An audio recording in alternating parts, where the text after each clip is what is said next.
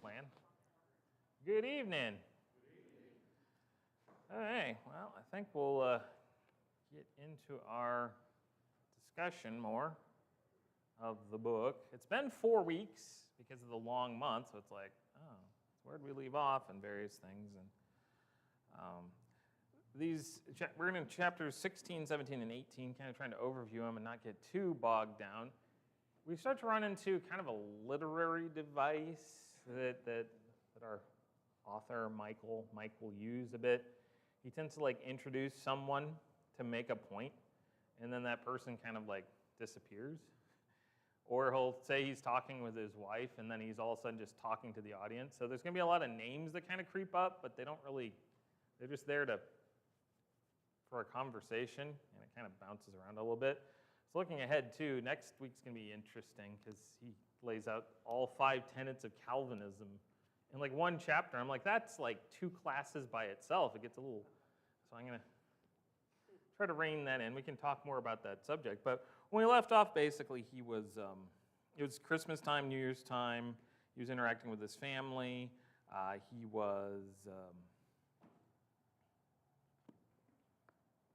He'd been challenged by Randall. Remember our primary characters here, just to keep things straight. Mike, author, protagonist. Randall is our Christian who's working with him. And then there's some others, and his wife, Jeanette, I believe. And he'd been challenged to find the sinner's prayer in the Bible, which he keeps on with that. Well, we get into chapter 16, and he introduces a guy for a page or two that just kind of, he might come back, I don't know. But his name is Ryan. And basically, they're playing racquetball together. He spends time with this guy. He likes to chat with him occasionally. And sometimes with writing something, you're trying to establish a place or a person, and you add certain details to keep it kind of lived in to prove something. I think your fancy, you want your Jeopardy word for the night, verisimilitude is one of those, looking at the trueness of something.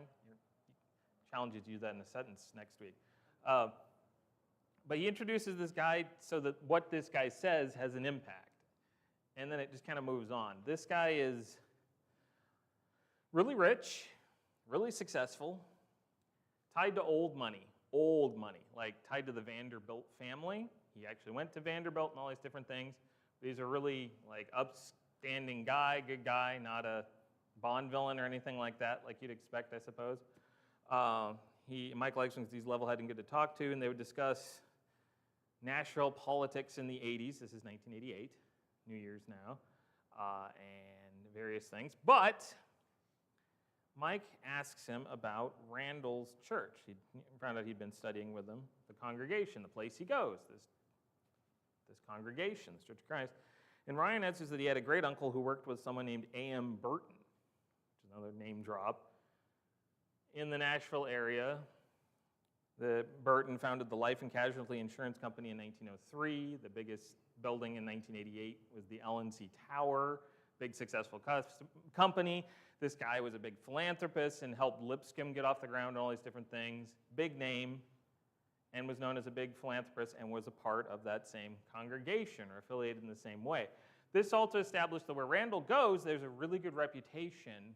As it says, they have the best reputation on the hill. Why is any of this important to bring up? I mean, you could be reading through this kind of going, he's talking to some guy that knows some guy and different thing.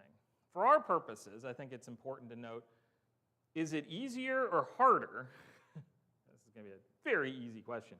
Is it easier or harder to try to study with someone to bring him into a place that has a good reputation versus a bad reputation? Right? They're known for living it. That's why it's so very important for us to, we're not perfect. We're going to strive to be the best we can. Those qualities, I can think of some, like the qualities of an elder, and with above reproach, involving before the world. You might think, well, who cares if what the world thinks? Well, it can matter, not in terms of meeting the world where it thinks things are great, but not having that reputation. So He introduces the character, and there's that. And I'm like, okay, where is this going? And then he goes to work. So I don't know. He might come back. It's kind of jarring, but he goes back.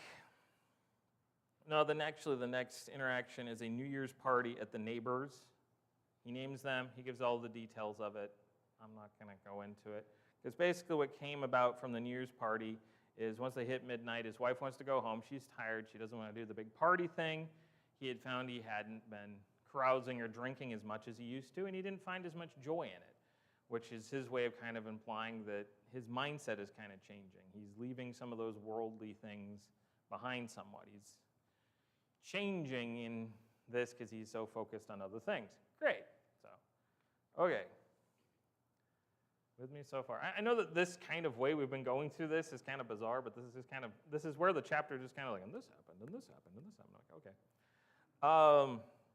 Next day, Larry. Larry was the friend we talked about last time who actually also had been studying with Randall and was baptized and is trying to speak with him. So Larry comes over. They're going to watch a game on New Year's while his wife's out shopping.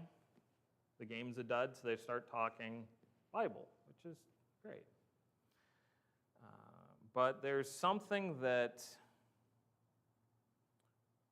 Mike brings up, and it becomes this kind of focus of the rest of the chapter.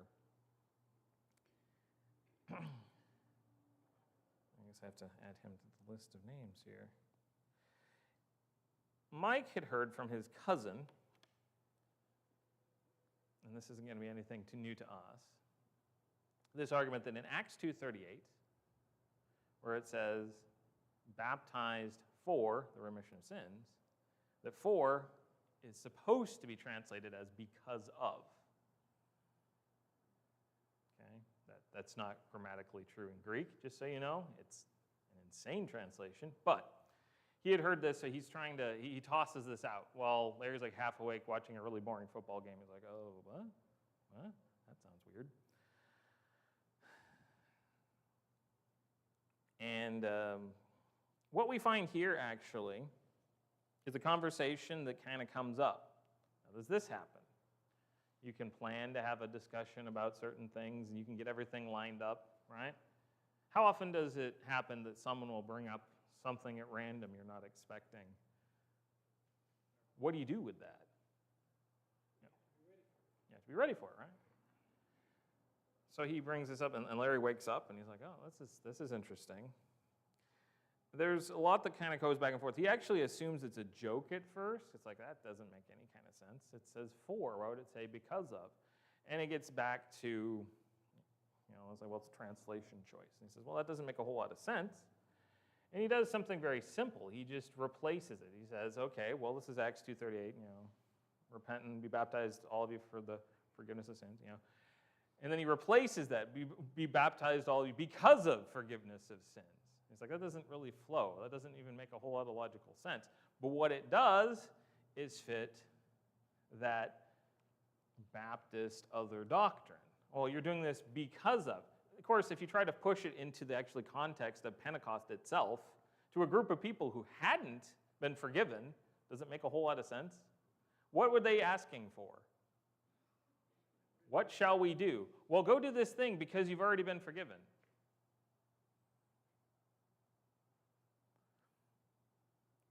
But Mike acts like he's, proven something.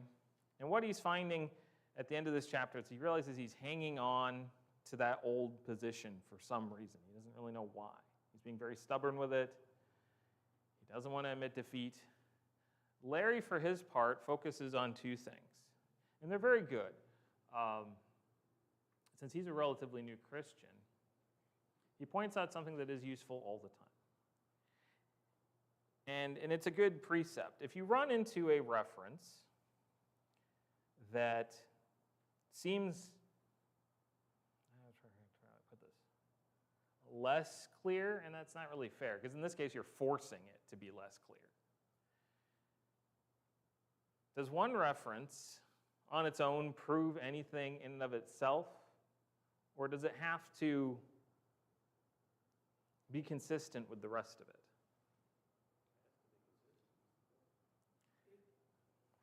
That's a tough say it once, would that be enough? Mm-hmm. But if there's other companion scriptures that say the same thing, it reinforces it. Okay. Well, let's say we're not having there's not a singular reference here. We're not dealing with, the weird reference to baptism for the dead that people run with in, say, 1 Corinthians, I think it's 15. We're talking baptism where you have Acts 2, 1 Peter 3, Romans 6, Colossians 3. Yeah, there's several. Is it logical to try to hinge everything on one particular reference that you have bent really hard to say what you have to say, or do you want consistency? Well, I'd say, let's think of things in a secular sense. But that gets us you in trouble, actually, because with the tax code, it can be completely wrong in one place and say other things in others, right? So that doesn't work. But that's because it's broken, or even our legal codes and other things. In most things that work, you want consistency, right? And the New Testament is that way. And you might think, okay, what does it? There are a lot of doctrines out there that are built on bending one reference to fit a thing without being aware of any others. Because I would suggest, and I'm not trying to be mean, but there are a lot of people out there in the religious world that know absolutely no Bible. They're not told to. They're told to read other things. Books that tell them how to think. We would call those commentaries at best. We can run a little differently. I don't know. So he emphasizes that it all has to connect with New Testament teaching. And that's a good thing to bring up in most situations, especially if there is a question about something. Even if you know what it means, and they're like, I don't quite see it, instead of hammering away at the one spot, sometimes, okay, well, let's look at a different reference and see if it fits there. Let's see if this because of idea fits in this other place. You're buried with Christ because of into death. That doesn't work. That doesn't make any sense. Try to move it to someplace else. The second thing he brings up is that you need to look at the original language to see if that's what's intended. Now that requires a little more knowledge or access to finding out that thing. I will tell you that the preposition being looked at here is not translated as because of. It is properly translated. But yeah, you know how it is. So anyway, he's being stubborn, and there's this interaction. That's chapter. That is true. That is true. The New World Translation by the Jehovah's Witnesses purposely changes a few things because of their doctrines. John 1:1's famous for it. The mainstream translations that we all carry has some religious politics involved in order to make sales. To make sales is one way to put it. Yeah, they do. The New American Standard has a very strong premillennial bias. But you got to have the ones with the supplied italicized words. Anyway, so that's chapter 16, and I was kind of expecting chapter 17 to open, kind of continuing this. That was an interaction. We're moving to a different one. It gets a little more like that as we go along. It's just like, and this happened, and I'm like, okay. But there's another confrontation that happens. January 88. Life's really busy where he works. Remember, he works at a service company for a print shop, or for printing, things. He has a lot of service contracts with areas, and there are a lot of church contracts he serviced. I think the numbers he gave was his department had 11 engineers. They were taking 5 calls a day for like this, period of time. And he went to a lot of church accounts because they had high volume during December. They had big printout things, encouraging around the holiday season, different things. The more you use a machine, the more it's prone to break down and need service. They kind of pushed it off, kept them limping along there. So he's going to these different places. He was studying the Bible more. It's becoming easier to navigate, he said. As he put it, he didn't want to be a fanatic, but he wanted to be able to defend his beliefs, which is interesting because he isn't even one who's in a position to do so. But he quotes 1 Peter 3:15. So he's on the outside here, but he's already being one that wants to be on the inside defending. So he has to get there. He focuses on John 12 and Matthew 7:21 especially, and we'll come back to Matthew 7:21, the idea of only he who does the will of my Father will enter the kingdom of heaven, and how important that is.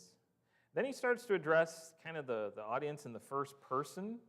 It's kind of direct, a little jarring, I would say, but he's trying to get a point across before he tells the story. And he says, death and taxes are certain. You know, that old joke, people will find ways to defer taxes, but you can't defer death. Are you ready? And that kind of thing. So it almost kind of turns into like an invitation bit in the middle of the chapter, and then he goes back to his story. Just fine. He has this interaction with the Methodists. It's at the Methodists, doing a service contract. And he decides, as Baptist minister of some kind, I don't think he was too specific, fixing something for them. Guy asked him how much, I think he said, what are the damages, how much to pay? He says, you're under contract, you just need to sign this, which made him really happy. You don't have to pay anything. So he asked him, do Methodists baptize? He's curious about baptism. Do they do that? Well, they do. But the Methodists, he answers, the Methodists sprinkle, they pour or immerse. He lays that all out. We sprinkle, we pour or immerse. And it's meant to accommodate what the person wants. Well, what would you prefer? You want to be sprinkled? What works for you? And so Mike jokingly says, oh man, you guys really aim to please. And he kind of laughs it off, says, well, we try to be accommodating. But there's like an underlying idea in that to where doing what the person wants really is kind of that idea, right? What's wrong with that kind of thinking? What is convenient for you? What is wrong with that thinking? Yeah. Well, we want to make it the most comfortable for the subject rather than what God commanded, which is what's important. Oh man, if more things in life are just, well, do if you want, here's a bill, pay it if you want, that was kind of the thing. But the Methodist minister emphasized that the Bible does not state the mode of baptism, and this really confuses Mike. Technically, it's in the word itself, giveaway, by the way, but he's like, huh? What's that all about? So he finds Randall at work again and says he has a question for him. So now Randall's first response is, have you found the sinner's prayer yet? He brings that up again.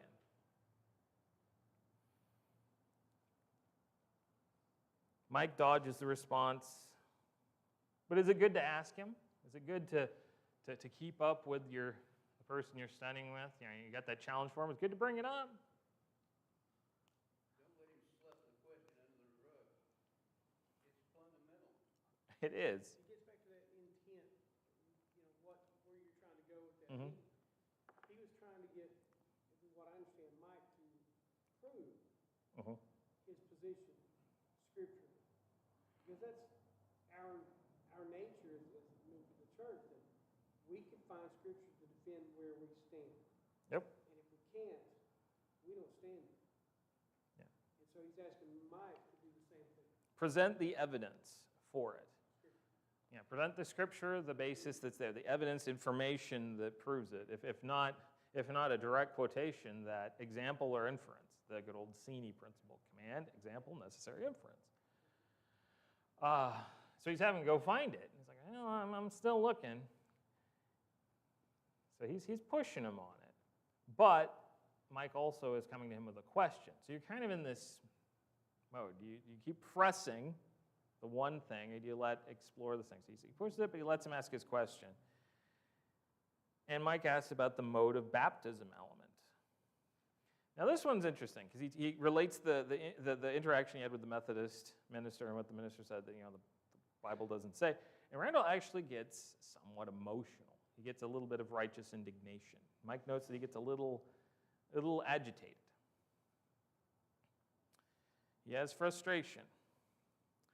And he gets kind of worked up about situations such as this particular thing. It's a fundamental thing, and he quotes Matthew 15 with the idea of the blind leading the blind and how dangerous that is. And he uses the quote for a purpose. Now, before he answers the question, he does something, and he does it very, very carefully, at least as Michael's relating it, that you want to be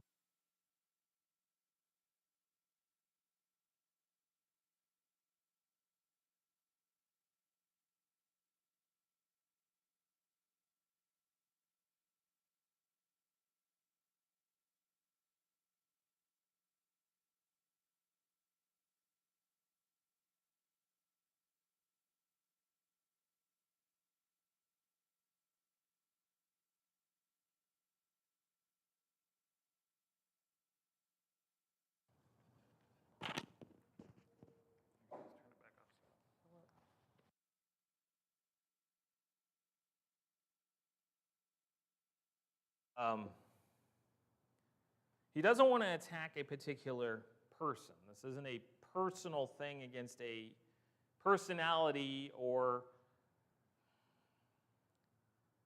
the human, but more of the teaching that goes behind it. He points out there are many, as he puts it, good and well-meaning people in these groups. There are good and well-meaning people in these denominations.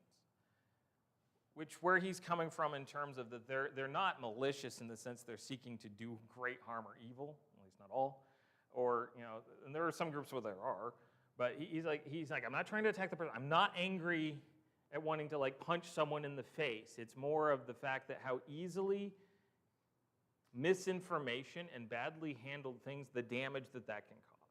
He wants to emphasize that, and that I get that. It's just you want to be very careful with walking this line because it can be misinterpreted. You say, well, it kind of comes down to your definition of good, which becomes a whole thing, because Christ has some very different definitions of good when he's confronted with that question. That's why you call me good teacher. There's only one who's good. It's God. But in terms of well-meaning and well-intentioned, false doctrine gets spread. And Mike had never seen Randall frustrated before. This particular thing just seems to kind of raise that tension more. He's usually pretty chill, pretty calm, kind of rides with things. But something about this particular thing hits him. And Mike doesn't explain why. I don't know if there's a history with it or if it's just how many lives and souls get destroyed. Is there anything wrong with having righteous indignation?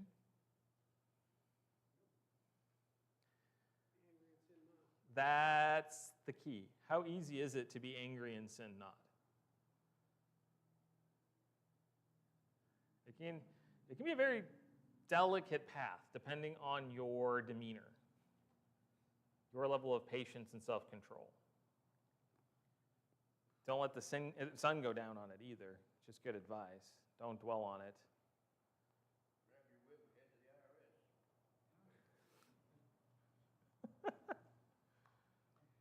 IRS. They're having anyway. A lot of pink slips. Back to this. Randall was turning the Bible to show Mike more. He's like, you just have to see this. That's just so wrong. But then they're interrupted. Michael Shank, come to the front. Michael Shank, come to the front. There's an announcement. It's like, okay, gotta go take care of this and come back. It's like, you better come back. Because he didn't want him to leave in the middle of this one. Come back for this. Well, Mike went up front. They had been working long hours. They were working till 8 or later, and so they were missing dinner. So his wife had brought him some barbecue, some pulled pork, and some sides to go with that. And then a whole cheesecake. And he was very excited about this cheesecake. He says, that's not for you, that's for the office. I'm making a cake for you at home, she says. It's like, dang, double cake. So they set the cheesecake out for the department, and it's this whole, what's he going to do? It's like, well, he was in the middle of this conversation. It'd be very easy to just let the ball just drop. Because now here's my wife. She wasn't planning to stay because he still had some work to do. This is still not quite the end of the day, but I have barbecue. You have pulled pork. What do you do, right? Well, he picks up the phone, calls back to Randall, says, do you like barbecue? And sets it out, and then it leaves on a cliffhanger.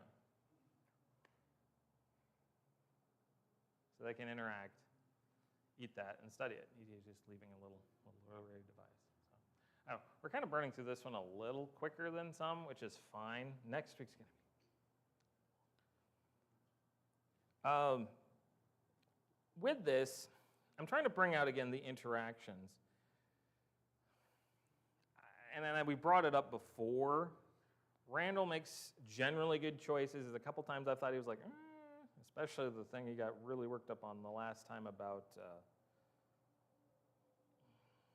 it was over this, I'm trying to remember the detail, but it was one of the more traditional takes on something. I just can't remember what one it was. But here, it again gets down to, if Mike didn't know him as well as he did, would that demonstration of frustration and anger have been as good of a choice?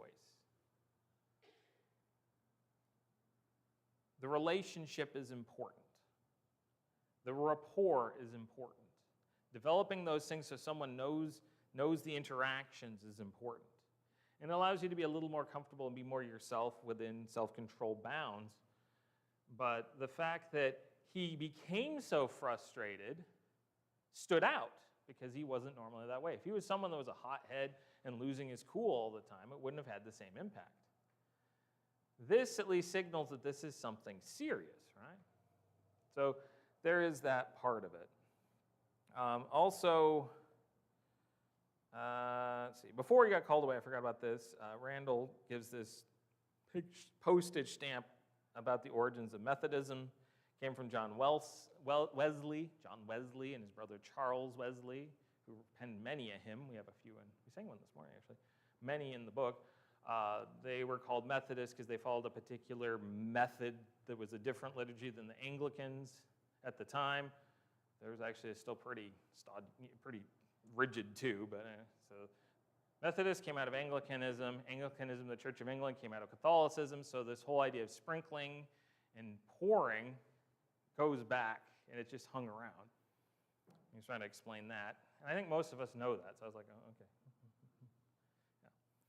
So that brings us to chapter 18. With me so far? I know we've been kind of rolling along. Okay. So it's like, we're going to have do you like barbecue? We're going to have this interaction. So he goes home. He was told that his wife was making him a cake. Okay, this is a dumb detail to want to know, but I really want to know. What was the cake again? I'm pretty sure it was German chocolate, that's right. With pecan coconut.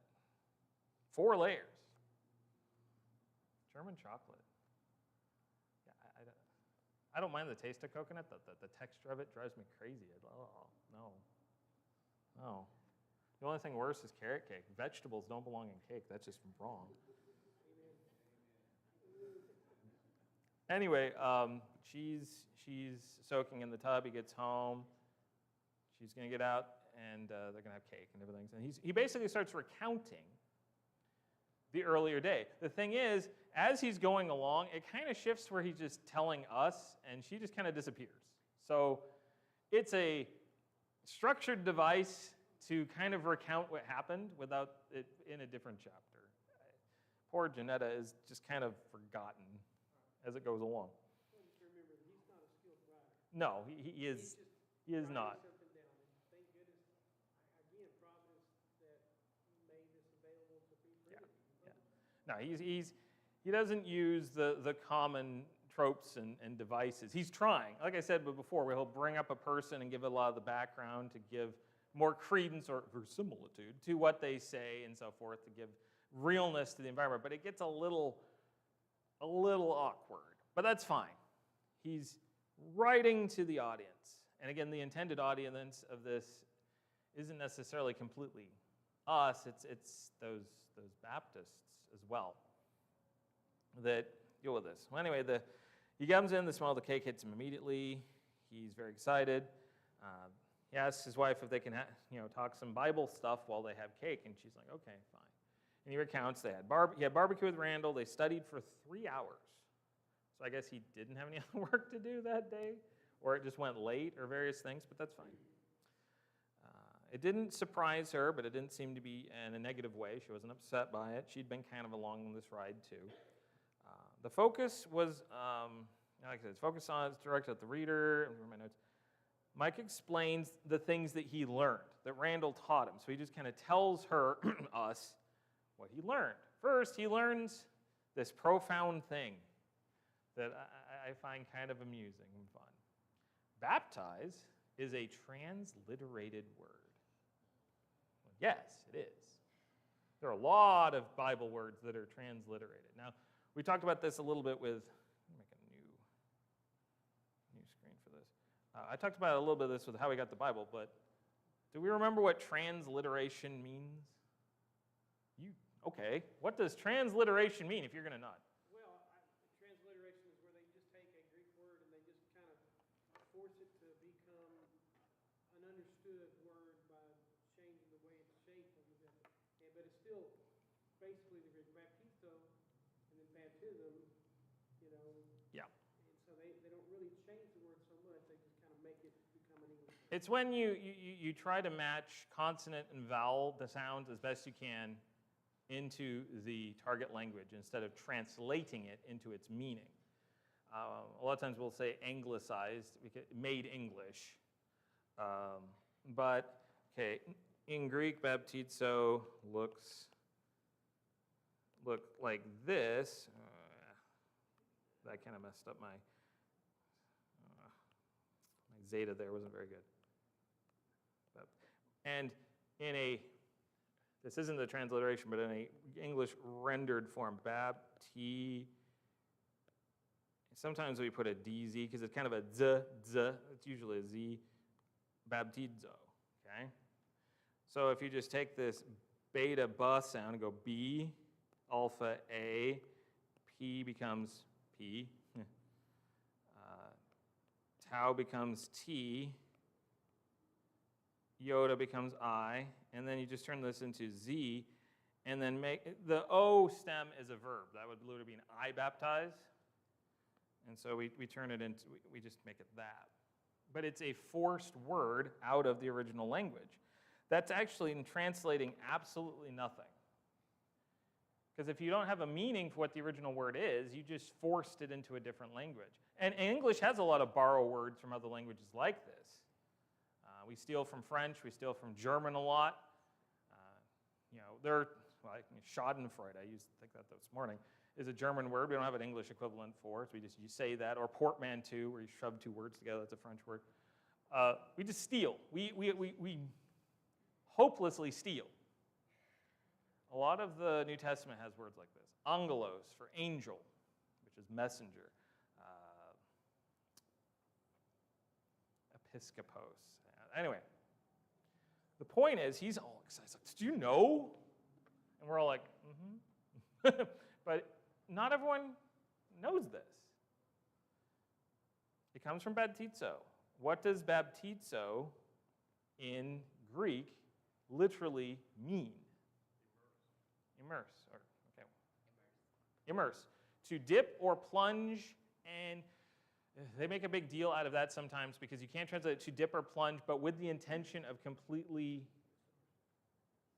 putting in. They took some references from like an Attic Greek or Classic Greek. Attic would be later. Classic or Koine Greek. Well, here it says plunge. Yeah, it was like it was used for like doing the dishes, but it wasn't. It was all the way into the bowl. What are you doing with the dish? You're plunging it underneath completely so that you can clean it. It just means immerse.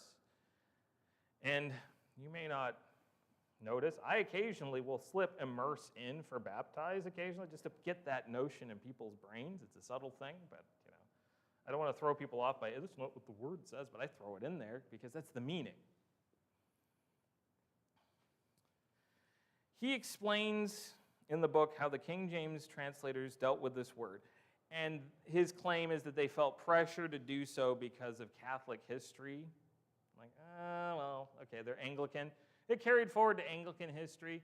Kind of, sort of. There was also a lot of pressure from the king. And there was a lot of history in other ways. They came to this term.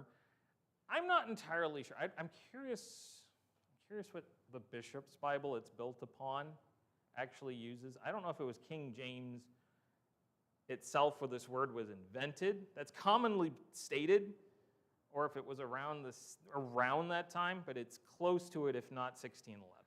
Before then, there just was no English word. Which makes it interesting to think of what they called it. Well, they must have called it pouring and sprinkling, not baptizing, or immersing, the different direct terms themselves. What they were doing, whenever this was invented, if it was the King James or the Bishop's Bible a little before it, or whenever it happened, the purpose was to make the word vague. why make the word vague?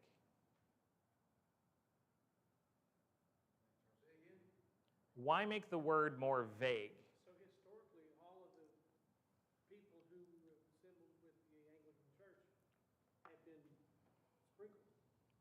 And so if they make it literal exactly what it means, all of the people would not have been properly baptized. Mm-hmm. And so it created a very serious problem across the board. So they made a decision to not push that issue. Well, tradition can be a very, very powerful, powerful thing. Good tradition helps get the next generation going. Bad tradition leaves things stagnant and produces inertia, where you don't challenge anything. And it can be a very strong temptation to not want to fix something when it's been wrong for a very long time. John?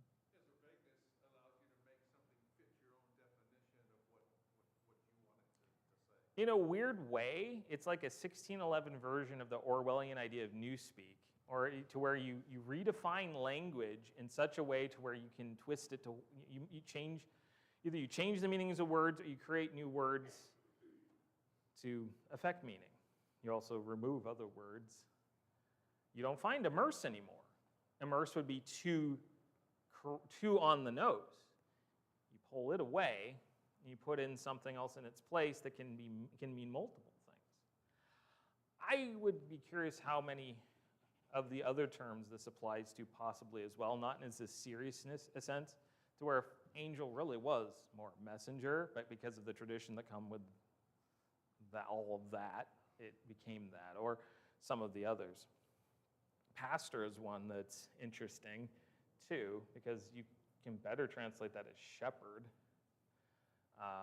which doesn't carry the same connotation in people's minds as the other because of the title. And so anyway, Poimane.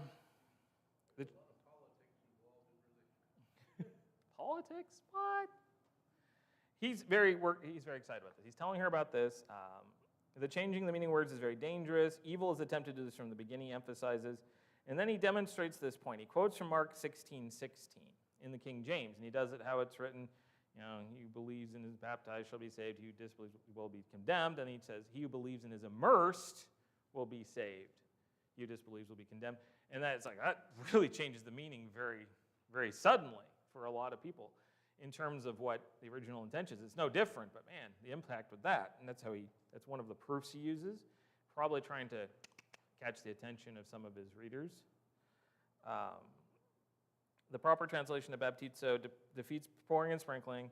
And he also claims that this defeats infant baptism, which I find curious because technically it doesn't. I think the point he was trying to make is infants are commonly sprinkled upon, so that defeats that idea. I don't think that showing it as immersion defeats the idea on its face. Not that that's a correct thing. I just don't think this is the way to prove it's wrong. There's other ways to do that, because you can immerse a baby. It's not impossible, but he makes a big point of that. I was like, no, I think you need to deal with the problem of false teaching's original sin and all that, go down that road, which we're heading toward. But that was a weird one. I was kind of like, I don't think this works here. But anyway, little point. He notes that Randall describes, this is, the term that Randall uses, life and death points in the Bible. Those key things which are so important you have to figure out and have right, or it'll destroy everything. And we kind of circle back to Matthew 7:21. How many will say, Lord, Lord, do we not prophesy in your name, and so forth? And he says, depart from me, I never knew you, unless you do the will of my Father. He who does the will of my Father went to the kingdom of heaven, and so forth. He uses that as an example. And Mike, in the text, he takes this judgment very seriously. He attempts to visualize it. He visualizes the scene. And he points out something about it. There's a lot of times, if you think in terms of, the people that are standing before the throne of God in this kind of scenario, and he's saying, depart from me, I never knew you. Well, who are you seeing? Who are the people that are there in this particular scenario? Randall suggests the world might look in terms of, well, this is the worst of the worst. This is your murderers and your all your terrible people by their standards, typical, the bad ones. But contextually, these are people that claim to do things in Jesus' name.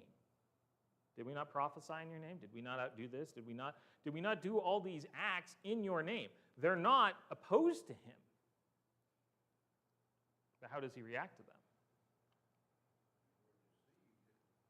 Depart from me, I never knew you. Because they never knew him. That's what's difficult about referring to our religious neighbors as brothers and sisters and treating them as such, when in reality they may not be. Yeah. They believe they are. Never doubt their sincerity. Yeah. What did God say? And choosing how to approach that is a delicate thing. Not for the case of you want to balance between embracing falsehood, which would be wrong, and creating barriers to further study, the goal to bring them in. Just going out and just taking the shotgun kind of approach really isn't the most effective way. It really isn't. And Christ didn't do that either. Were there times when he told people off to their face? Yes. Who were they typically? The religious leaders who he knew their heart and the condition that it was in and their motivations, and knew they weren't going to come around. But he was very patient with a lot of people that said some pretty dumb things to him, honestly. Actually, and he was also very harsh with his own followers. Told Peter, "Get behind me, Satan." There's a time for it, and that's, again, part of the wisdom. But you're right. It's not our place. See, a lot of times the perspective becomes that you guys are just focused on yourselves and you don't want to have anyone else involved. It's like, if I had my way, everyone would be obedient and everything would be great. That's not what I want. But it's nor is it my place to extend fellowship to those who are not in fellowship with God. I'm not the one who can deny it. I'm not the one that can give it. And that's the purpose of this study. Yeah. So that we can, with compassionate hearts, reach out to the lost who believe that they are not lost. Yeah. And help them find the truth in the Word, not necessarily what we say.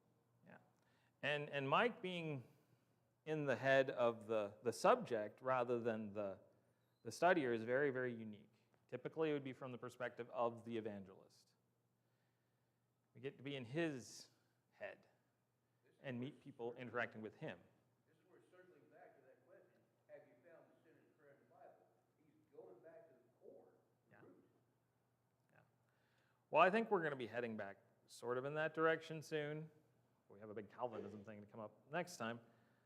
The last thing in chapter 18 is he says, how can we figure out if we are working iniquity or doing the will of God? How can we know? Standard by which you judge. You have to know what the will is. And that's the underlying thing. It's not hidden.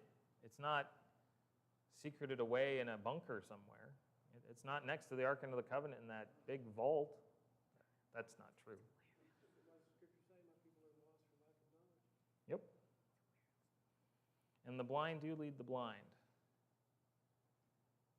unfortunately. Because they prefer to be blind instead of finding the light. Yeah. So, anyway, that's kind of the review. I know these ones were a little more uneven than some of the others, but we'll see how it goes. Goal is, let's see, 16 through 19, so 18. So 19 through 20 would be the next ones. Or 21, 19 through 21. This is where analyzing someone's writing, Yeah. realize, what was he thinking? Yeah, Who wrote this? Well, and again, that's not a bad question. Because sometimes it's like, but sometimes it's good to know where is his mind, to learn where maybe someone else in a similar position might be. One thing he has going for him versus others you interact with is he does have this desire to find truth, and that is a wonderful thing. He is a truth seeker. It's just taking him time. And That, unfortunately, isn't always the case. say that, from my standpoint, is the assumption we all have to have that these people who profess to be Christians, within the most idyllic sense, are seeking to please God based on His way. It's just they don't have all the information. Yeah. And they just need to be guided toward the information. Some others need to be shown through example why caring is important, and that can be a motivation. And others are just along for the ride. And the world is an interesting place. If it becomes more adverse versus easy, these places will just start to lose people. And fire will test. It's interesting. Things ebb and flow, I suppose. Any other thoughts? Oh, sorry. An interesting point. Say, are you a truth seeker? Mm-hmm. Recently, they had an interview with, I think it was the head of the NPR, National Public Radio, and she was at a TED meeting or something like that, and she was talking about the fact that some people are not looking for truth, they're looking for consensus. Yes. What does that mean? Well, you're heading down the realm of postmodern, what is truth? It's that same question Pilate asked.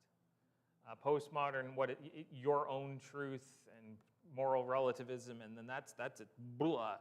People just want to be affirmed in what they believe. Even people are walking around with their head full of cognitive dissonance, believing 14 different things at once, and it doesn't bother them. It drives me crazy, but that's kind of the world we live in. Reality does have a way of showing its head in the end. Sometimes people just need to be shocked a little, I guess, in life. And we need to be ready to be there for them when they are. That's why, things where you're giving things away and getting the name out, even if you don't directly get someone to come, can be good, because when they hit that shock point, they have someone to turn to. So. Anyway, any other thoughts? Okay. Is there anyone this evening that needs the Lord's Supper? I don't think. Seeing anyone that wasn't here this morning, but I'm sorry. That's right. Okay. Anything else needs mentioned? Okay. If you would, bow with me, and we'll be closed for this evening. Okay. Father, we thank you for this time we've had to discuss, the time to share in thoughts, and considering your word and considering others as they approach it. Lord, help us to have attitudes that reflect your Son, to have our speech be seasoned and our attitudes be consistent, and to admit when we're at fault in our imperfections, to be real, but real in the sense of how you would have us to be with people, to show our love and compassion for them, and to understand that there are those seeking you, and there are those that don't know they need you. Help us to be a guiding light. Be with us as we leave this place, as we go back into the world and interact with so many around us. Help us to be the best examples we can, not to become jaded or frustrated with the fallen world, but to take advantage of every opportunity we can. We thank you for your Son, for the example he set in doing that very thing all the way to the very end. Thank you for his sacrifice and your forgiveness. It's in his name we pray.